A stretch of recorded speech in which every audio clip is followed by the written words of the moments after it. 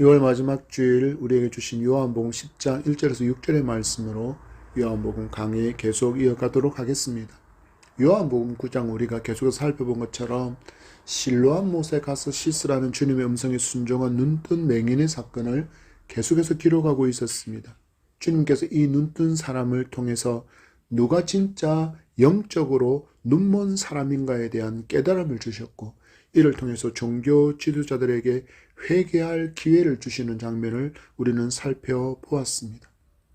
그리고 주님을 믿고 따르는 일에는 많은 어려움과 모든 것을 잃어버려도 주님만은 잃을 수 없다는 일사각오가 있어야 한다는 교훈을 들었고, 이런 믿음의 태도로 살아가는 당신의 사랑하는 자녀에게 귀 기울이시고 찾아주시고 힘주시고 위로하시는 주님도 우리는 만나보았습니다.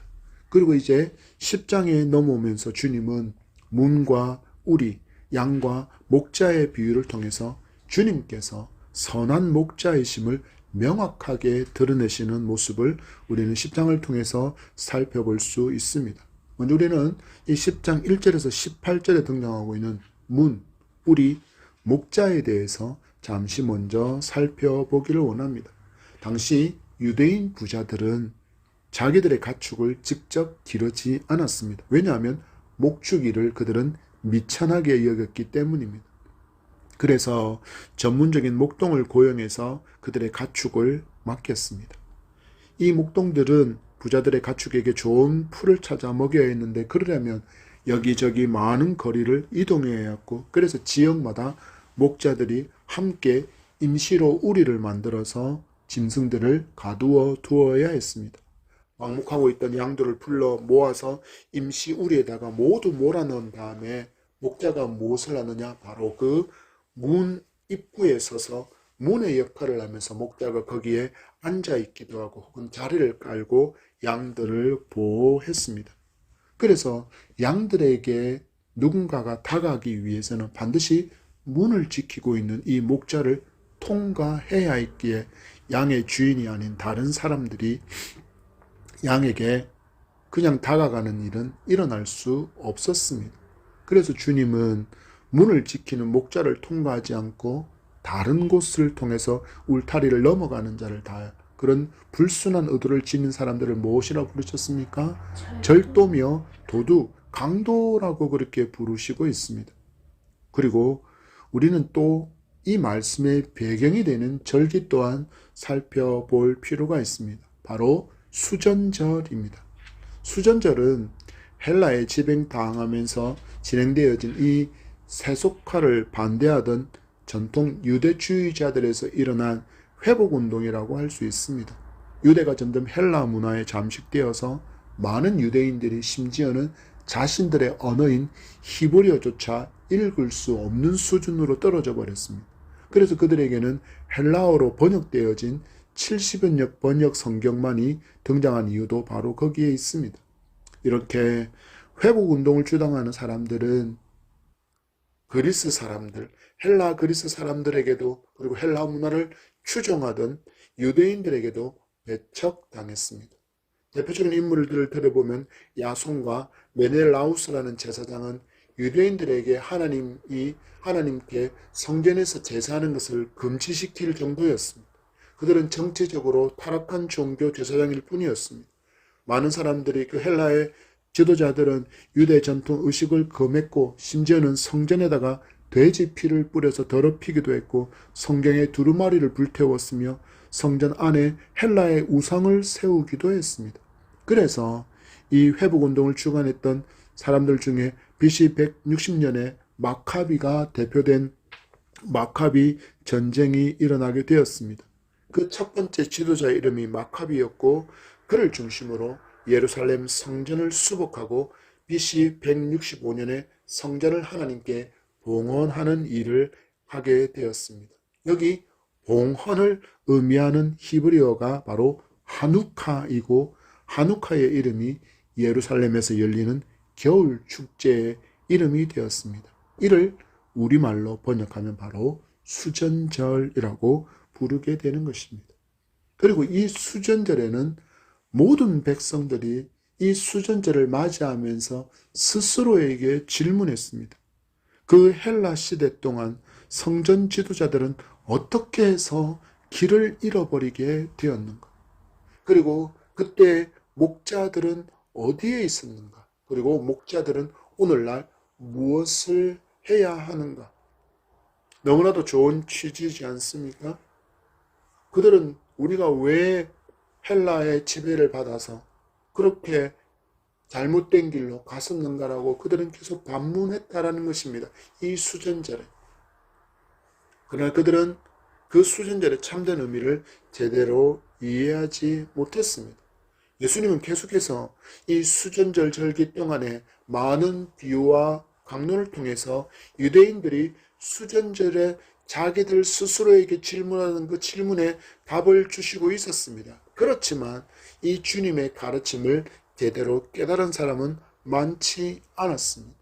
그래서 주님께서 다시 그들이 잘 이해할 수 있는 비유를 사용하시며 그들에게 깨달음과 또한 회개할 기회를 주시는 장면이 10장 이후에 계속해서 이어지고 있습니다. 주신 본문 1절입니다. 시작. 내가 진실로 진실로 너희에게 이르노니 문을 통하여 양의 우리에 들어가지 아니하고 다른 데로 넘어가는 자는 절도며 강도요. 아멘.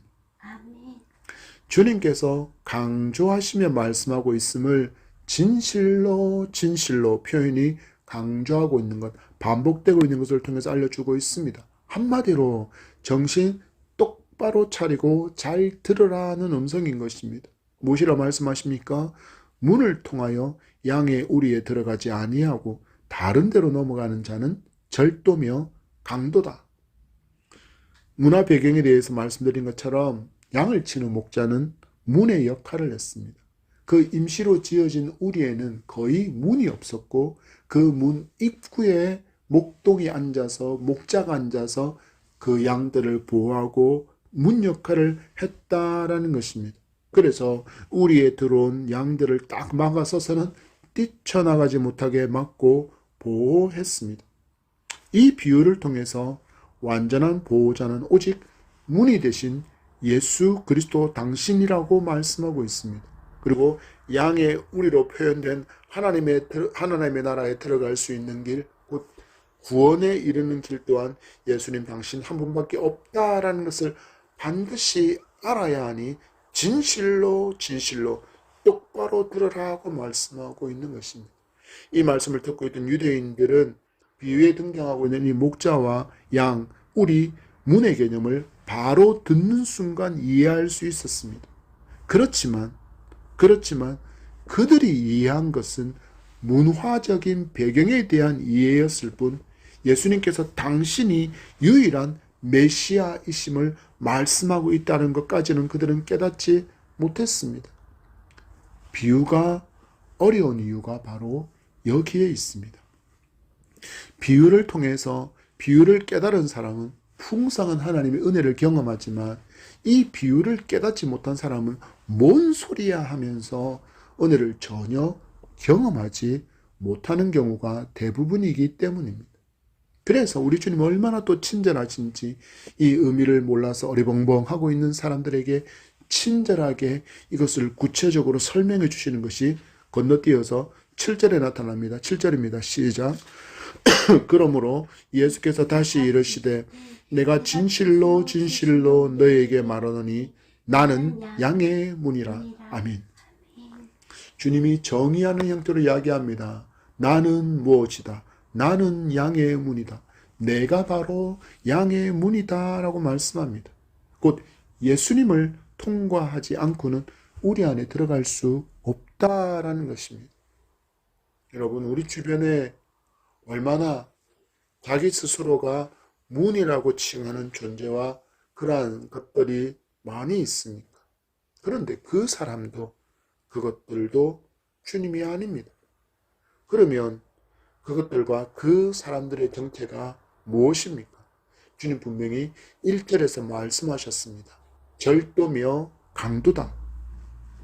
정말 자기를 문이라고 여겨서 자기에게로 나온 사람에게 자기 생명을 내어주고 살리기 위한 목적으로 양들을 돌보는 자들이 아니라 빼앗고 죽이기 위해서 어디로 끌어들였다고요? 그들의 우리 안으로 끌어들였다라는 것입니다. 우리 주변에 얼마나 많은 이단과 사이비가 있습니까? 그들이 정말 죄로 죽어 있는 사람들의 영혼 구원이 그 목적입니까? 아닙니다.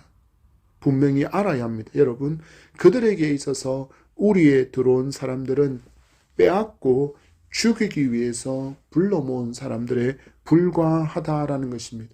마치 다단계 업체처럼 최정상에 있는 다이아몬드급의 사람만이 아래에 있는 사람들의 수고로 인해서 가만히 앉아서 돈을 쌓아가는 모양과 똑같습니다. 그래서 주님이 그들을 향하여 말씀하십니다. 절도며 강도라. 그러나 참 목자, 선한 목자이신 주님은 당신의 양들이 당신을 통해서 구원에 이르는 그 문을 열어주시기 위해서 당신의 살을 찢으시고 당신의 피를 모두 쏟으시면서 우리에게 그 생명의 길을 열어주셨습니다. 그럼에도 많은 사람은 자기를 위해서 모든 것을 내어주신 우리 예수님보다 눈앞에 보이는 사람들, 눈앞에 보이는 물건과 자연을 숭배하고 있다는 것이 얼마나 안타까운 일입니까?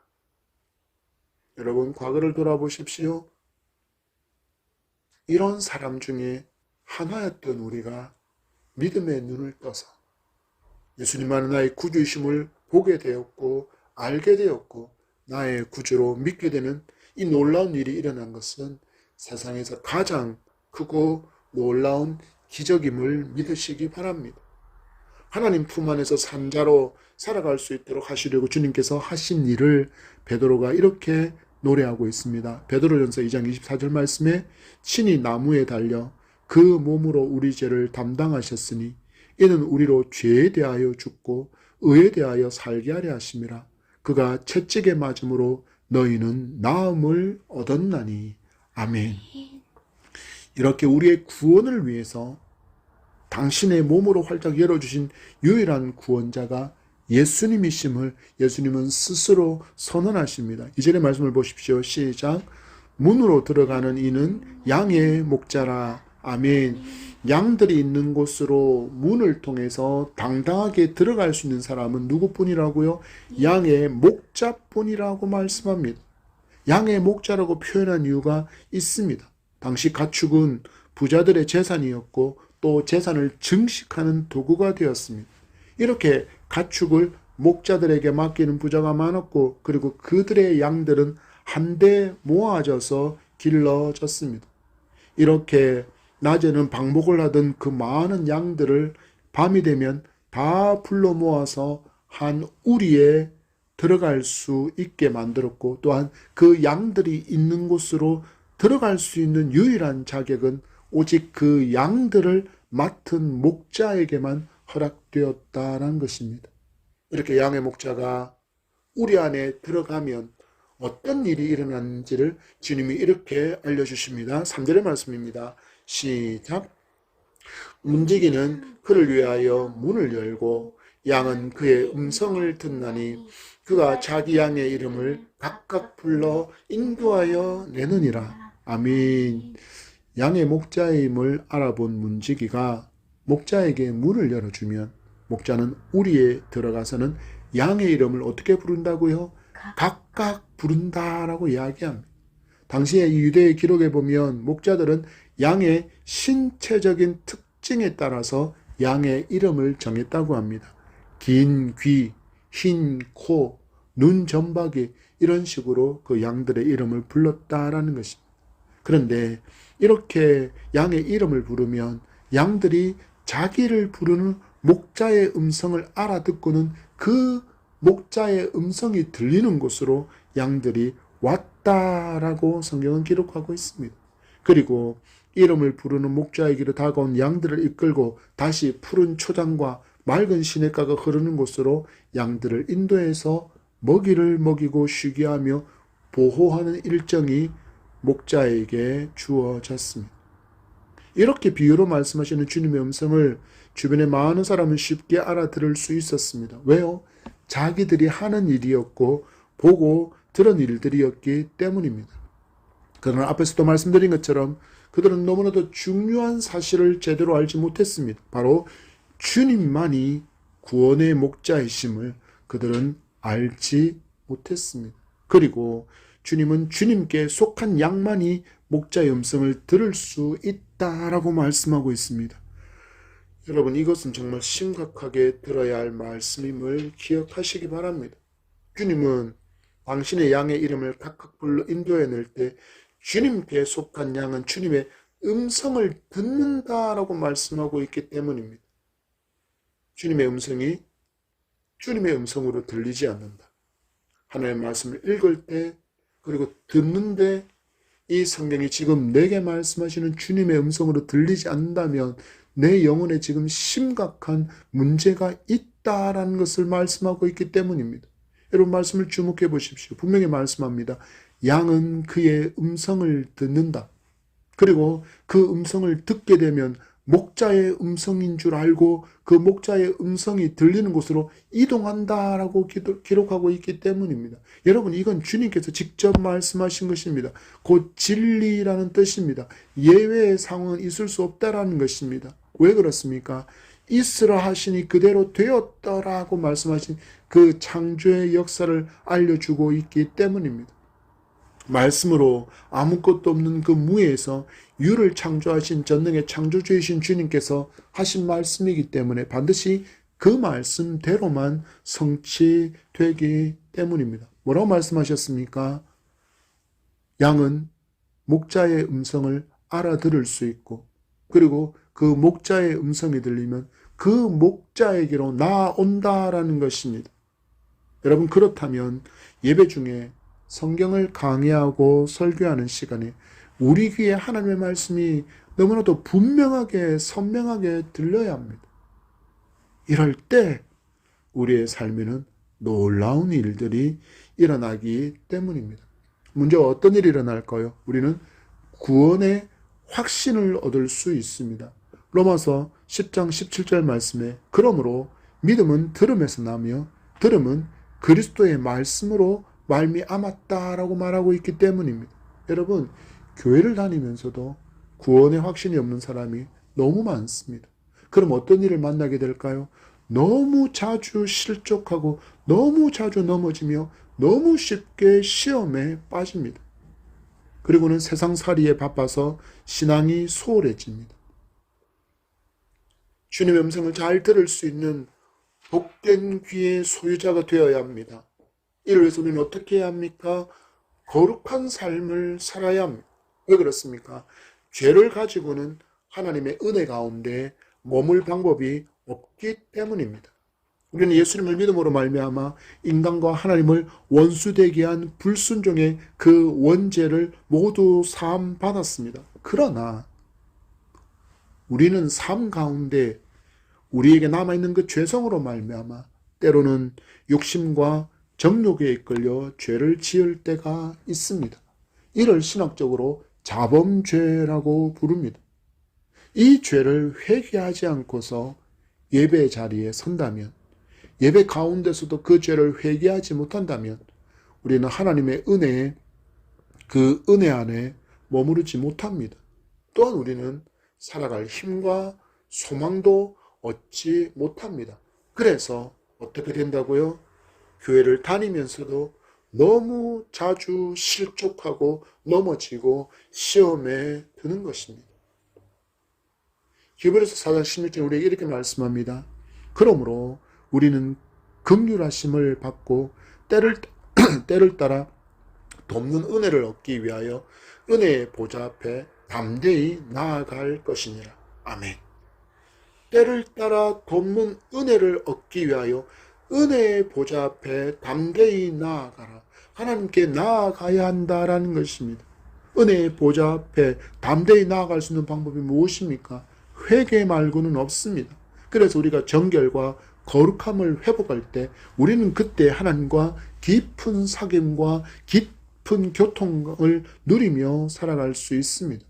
그리고 어떤 일을 만나게 될까요? 예수님과 동행하는 기쁨을 잃지 않고 살아가게 됩니다. 주님의 음성을 들어보십시오. 4절입니다. 시작. 자기 양을 다 내어놓은 후에 앞서가면 양들이 그의 음성을 아는 고로 따라오되. 아멘. 주님이 뭐라고 하십니까? 주님은 우리를 인도해 가시는 분이다라고 말씀합니다. 주님과 양들이 서 있는 모습을 보십시오. 그림처럼 보십시오. 자기 양을 다 내은 후에 목자가 어떻게 갑니까? 앞서간다라고 말씀합니다. 우리 안에 있던 자기의 양들의 이름을 각각 불러서 우리 밖으로 인도해낸 다음 그 목자가 앞서갑니다. 여러분, 그런데 우리의 삶을 돌아보십시오. 우리는 살아가면서 우리 앞에 앞서가시는 이 주님을 너무 자주 잃어버릴 때가 많습니다. 왜 그럴까요?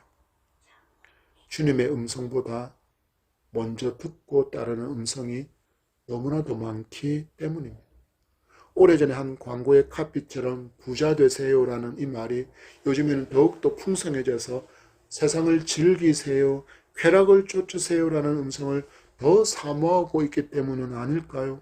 여러분, 왜 이런 일이 일어날까요? 내게 베풀어 주신 하나님의 은혜를 알지 못하기 때문입니다. 오늘 말씀에 따르면 주님의 음성을 못 듣기 때문입니다. 그래서 주님의 음성보다는 세상의 것을 더 추구하는 인생을 살아가게 된다라는 것입니다. 바울은 말씀합니다. 로마서 1장 25절 말씀에 이는 그들이 하나님의 진리를 거짓 것으로 바꾸어 피조물을 조물주보다 더 경배하고 섬김이라. 주는 곧 영원히 찬송할 이시로다. 아멘. 영원히 우리에게서 모든 찬양과 존귀와 영광을 받으셔야 될 그 주님보다는, 그 조물주이신 창조주이신 하나님보다는 하나님께서 만드신 그 피조물을 더 경배하고 섬기는 그 모습으로 인하여서 하나님이 아닌 세상을 추구하며 살기 때문에 그들은 무엇을 하지 못한다고요? 주님을 따라가지 못한다라는 것입니다. 누구라도 주님의 음성을 듣지 않고 세상을 살면 그곳에 가득한 거짓된 음성에 귀 기울이며 살아가게 됩니다. 음녀의 도성이라고 부르는 바벨론은 그 영향력이 막강하기 때문입니다. 여러분, 죄의 힘을 결코 가볍게 여기지 마시기 바랍니다. 그 죄의 뒤편에 서 있는 마귀의 그 모든 괴계와 그 영향력을 절대로 우습게 여기지 마시기 바랍니다. 사람들이 좋아할 만한 모든 것을 보여주는 도성이 죄악된 음녀의 도성 바벨론이기 때문입니다. 그것이 무엇입니까? 바로 마귀가 지배하고 있는 세상 문화가 바로 그것입니다. 세상 문화 한가운데서 외치는 사람들의 음성이 어떤 것입니까? 하나님은 없다. 절대적인 가치와 절대적인 진리는 없다. 그러니 당신 마음대로 살아도 된다. 한 번뿐인 인생인데 즐기며 살아라. 쾌락을 추구하라. 더 좋은 차 타고 더 좋은 집에 살고 더 좋은 것을 찾아다녀라. 쾌락이라면 동성애도 괜찮다. 성전환도 괜찮다. 성적인 타락도 괜찮다. 즐기면 된다. 그 쾌락의 즐김 가운데 아기를 잉태하고 태어나면 또 외친다. 그것들은 짐이다. 내가 원해서 가진 아기가 아니니 버려라. 내가 가는 길이 바른 길이다. 이 시대의 외침이 이렇습니다. 그래서 거의 본능이 이끄는 인생을 살아가도록 부추기는 음성들을 사람들은 더 즐거워하고 열렬히 환영하고 그들을 옹호합니다. 왜 이렇게 살아갈까요? 주님은 분명히 말씀합니다. 10장 5절의 말씀입니다. 시작. 타인의 음성은 알지 못하는 고로 타인을 따르지 아니하고 도리어 도망하느니라. 아멘. 다른 목자의 음성을 알지 못하기 때문이다 라고 말씀합니다. 그래서 알지 못하는 타인을 따르지 않고 도망간다라고 이야기합니다. 누가 이렇게 한다라고 말씀합니까? 바로 주님의 음성을 알아듣고 따르는 당신의 양들, 곧 구원을 선물로 받아 택한 천국 백성된 사람은 이렇게 반응한다라는 것입니다. 다른 세상 문화가 사상이 아무리 기독교를 향하여 배타적인 종교라고 말해도 여러분 예수님 말고는 구원이 없는데 어떻게 불교의 구원이 있다라고 이슬람과 힌두교의 불교의 구원이 있다라고 우리가 동조할 수 있겠습니까? 그럴 수 없습니다. 내가 너희의 목자다라고 큰 소리로 외치고 화려하게 빛나는 것으로 시선을 끌고 가장 좋은 향기를 풍겨도 주님의 양은 그 모든 것이 참인지 거짓인지 구별할 수 있게 된다라는 것입니다. 그럼 어떻게 이것이 가능합니까? 바로 우리에게는 이 모든 것을 분별할 수 있는 진리의 말씀인 성경이 있기 때문에 그것이 가능합니다. 그러나 주님의 음성을 분별하지 못하는 사람들은 타인의 음성을 주님의 음성으로 여겨서 따라갑니다. 양들처럼 분별해서 도망가야 하는데 오히려 그 길이 사는 길이라고 자기들이 진리라고 우기며 살아갑니다. 그럼 어떻게 될까요? 그러면 망합니다. 여러분 예수님 말고는 이 땅에서 우리에게 구원을 줄 수 있는 존재는 아무것도 없습니다.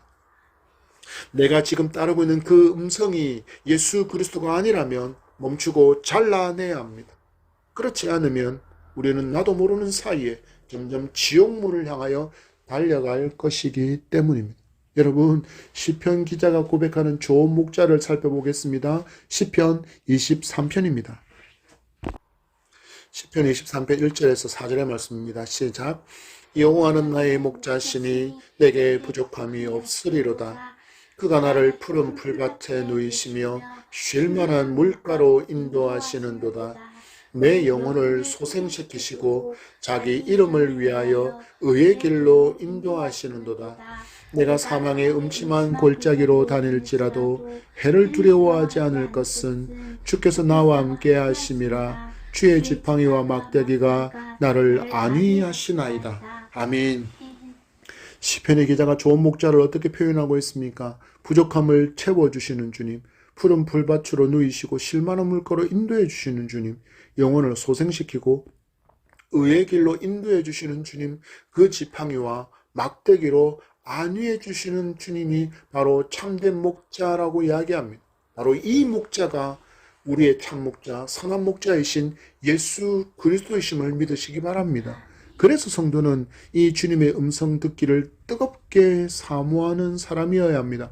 잠언 8장 17절에 말씀합니다. 나를 사랑하는 자들이 나의 사랑을 입으며 나를 간절히 찾는 자가 나를 만날 것이니라. 아멘. 여러분 우리가 오늘 이 예배 가운데 말씀 묵상하는 가운데 기도하는 가운데 주님을 만나지 않으면 안 됩니다. 주님 나를 만나 주십시오. 그래야 제가 살 수 있습니다라는 간절한 소망과 기대도 없이 예배 자리에 앉아있다면 우리는 어떤 마음으로 도대체 이 예배 자리에 앉아있는 것입니까? 그냥 습관적으로 의무적으로 누군가의 시선 때문에 앉아있다면 멈추시고 회개하시기 바랍니다. 그리고 간절히 주님을 찾는 성도가 되시기 바랍니다. 이 간절함은 어느 정도여야 할까요? 역시 시편 기자가 그 간절함을 이렇게 알려줍니다. 시편 42편 1절과 2절의 말씀입니다. 하나님이여 사슴이 시냇물을 찾기에 갈급함같이 내 영혼이 주를 찾기에 갈급하나이다. 내 영혼이 하나님 곧 살아계시는 하나님을 갈망하느니 내가 어느 때에 나아가서 하나님의 얼굴을 배울까. 아멘.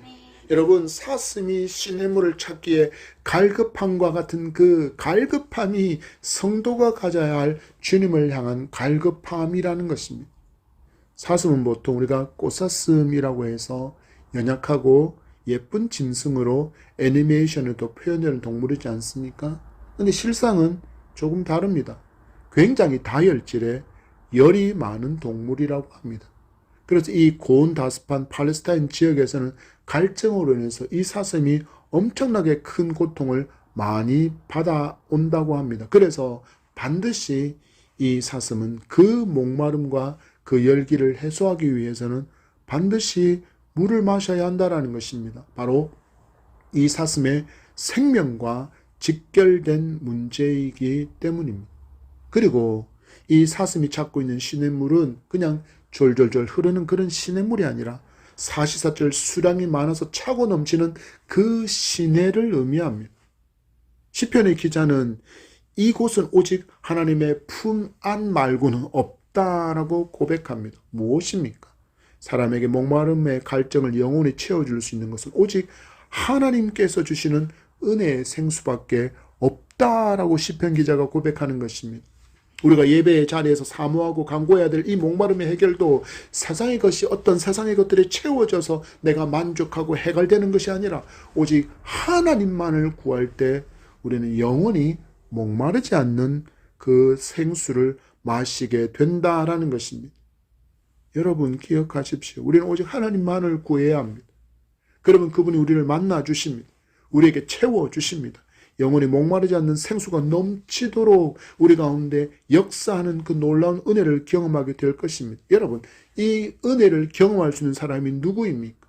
오늘 말씀에 따르면 참 목자이신 예수님의 음성을 듣고 따라가는 그 사람입니다. 이 사람이 세상에서 가장 행복한 사람임을 믿으시기 바랍니다. 그리고 여러분이 이런 주인공이 되기를 축복합니다. 그런데 이처럼 놀라운 복음을 들으면서도 깨닫지 못하는 사람이 있습니다. 자칭 성경의 전문가라고 주장하던 종교 지도자들 바리새인과 유대인들입니다. 6절의 말씀을 보십시오. 시작. 예수께서 이 비유로 그들에게 말씀하셨으나 그들은 그가 하신 말씀이 무엇인지 알지 못하니라. 아멘. 여러분, 하나님의 말씀이 하나님의 음성으로 들리는 귀를 가진 사람이 얼마나 축복된 사람인지를 보십시오. 이들은 말씀을 가르치는 자리에 있었던 사람들입니다. 그러나 이 비유의 말씀을 도통 알아듣지를 못합니다. 여러분, 그는 놀랍지 않습니까? 우리는 이 말씀의 의미를 알고 있습니다. 이것이 우리에게 무엇을 말씀하시는 겁니까? 저와 여러분이 모두 하나님의 은혜를 입은 사람이라는 증거입니다. 하나님의 말씀이 하나님의 말씀으로 들리는 것보다 복된 일은 없습니다. 왜 그렇습니까? 그 말씀을 들어야만 믿음을 얻을 수 있고 그 말씀을 들어야만 구원을 은혜의 선물로 받을 수 있기 때문입니다.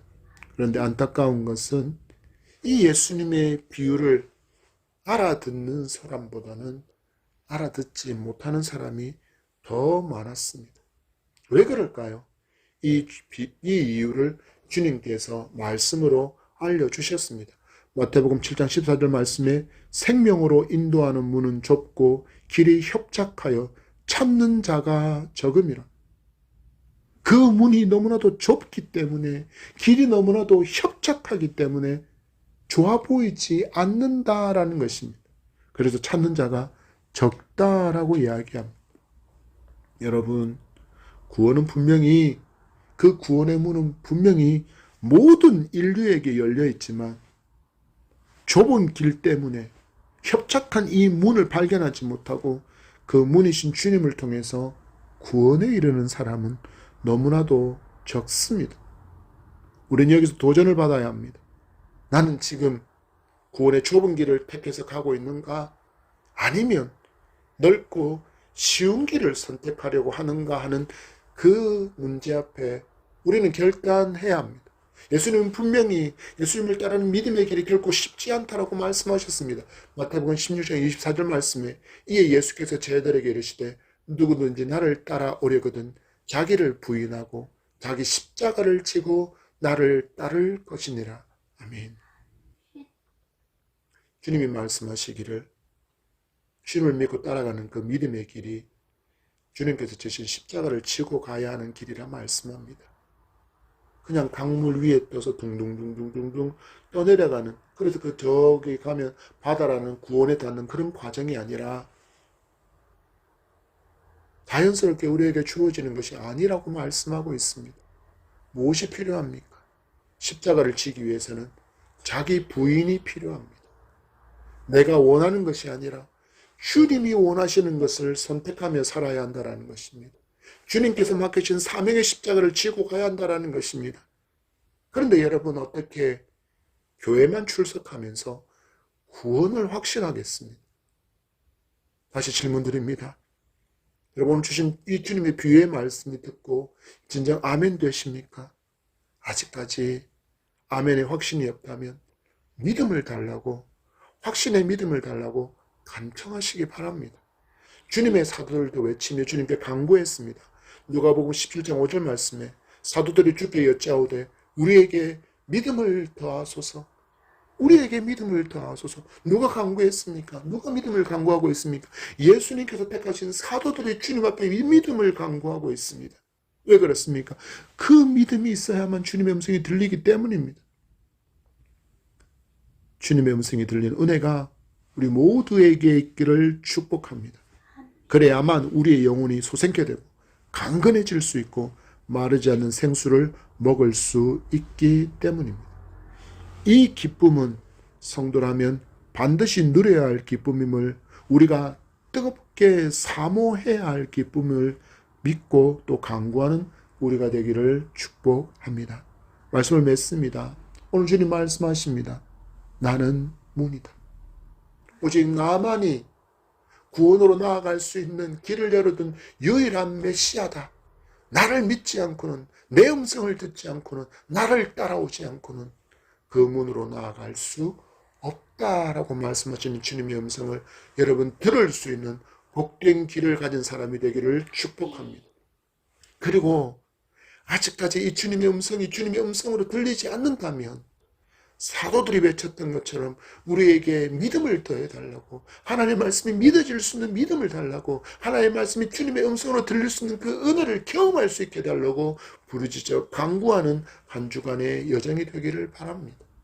그때 우리는 주님의 음성을, 이 기록되어 있는 하나님의 말씀을 주님의 음성으로 들을 수 있는, 그리고 내 이름 그대로 불러주시는, 내 이름을 하시고 내 이름 그대로 불러주시는 그분을 만나게 되는 놀라운 복됨을 누리는 여러분이 될 수 있음을 믿습니다.